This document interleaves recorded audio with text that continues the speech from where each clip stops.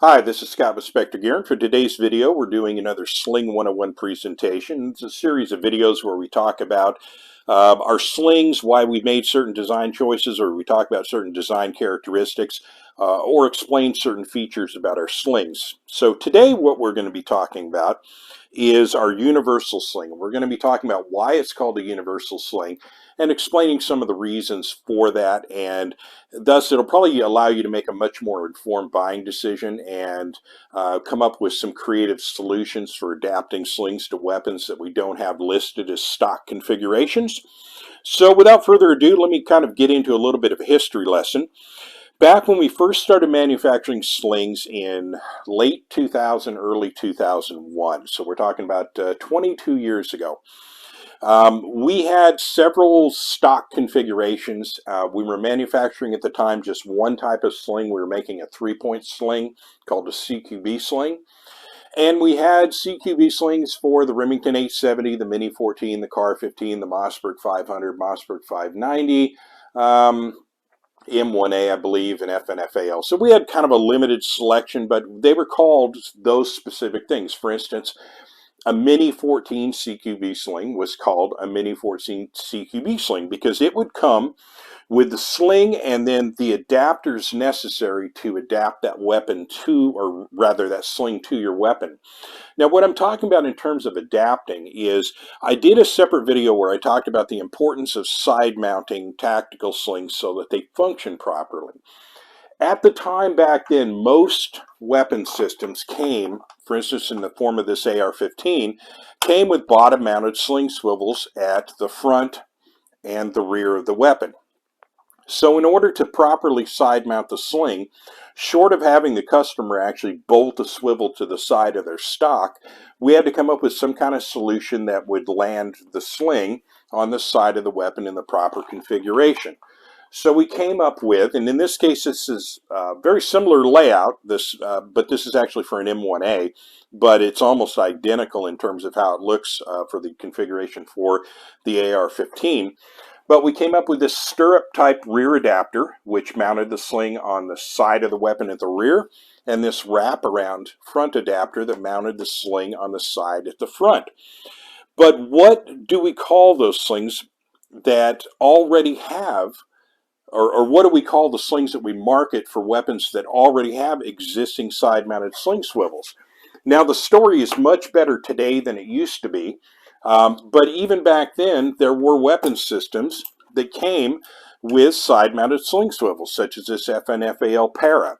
It has existing side-mounted sling swivels, so there's no adapter necessary in order to attach a sling to this type of weapon. So in this case, because there's so many different variations of guns that have those attributes, we had to come up with a different term for the sling that we would market for that kind of weapon. Because it's such a universal kind of application, the term universal sort of fell into favor, and since then we've called our slings that don't come with any specific adapter and are not designed for any specific weapon, we call them our universal sling. Now, we offer universal sling variations for all of our slings, whether they're 3-point or 2-point. So our CQB, CST, SOP in the 3 points and our Raider, Recon, Raptor 2 points all have a universal variant. Now, among the universal variants, though, there are variants within that. For instance, in its most basic form, the sling itself, in this case, this is a universal Raptor 2-point sling. This comes with no adapters, but it also comes with no hardware whatsoever. This is designed very specifically to interface with weapons that have existing side-mounted sling swivels, such as, let me grab it again, the Para FAL. This sling would fit this perfectly. It would also fit any number of other weapons out there that have existing side-mounted sling swivels. Again, why we use the term universal. We haven't really been able to come up with a more apt term for it. But talking about some of the other configurations of the universal format, while they're not adapters, there are certain hardware pieces that we do offer for the universal sling that allow you to interface with other kinds of attachment methods that are now being offered by manufacturers. If we look, for instance, at a typical Magpul stock, We actually have two different ways. Actually, there's three, although I've never really come up with an effective way for using this except as an anchor point for a buttstock mag pouch. But in this case, we have a couple of different ways that we can go for mounting a sling to this particular stock. We have, of course, a QD swivel. Well, let's try that one more time. We have our QD swivel. We also have this slot that can be utilized as an attachment point. I actually prefer that over the QD swivel because one thing I don't care about with the Magpul stock is that when you put the QD swivel in, the only way you can get it in, it has to be angled slightly. It feeds, but it doesn't feed as well as it possibly could. My preference is actually to go with this rear attachment slider and attach to that vertical slot right there in the stock. But there are, excuse me, there are other Magpul stocks, for instance, that have slots such as this, and then you have an accessory port for a QD on it. That can be used.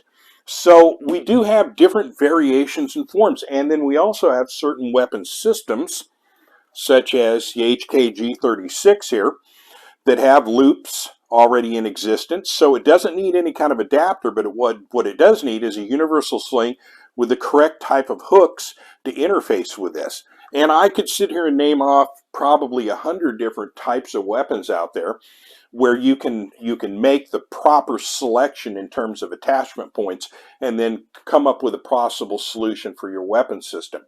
So in the next video that I'm going to do, I'm going to talk about the different types of hardware that we have or are going to be offering for universal sling applications so that you can adapt one of these slings to your existing hard points, sockets, swivels, loops, etc.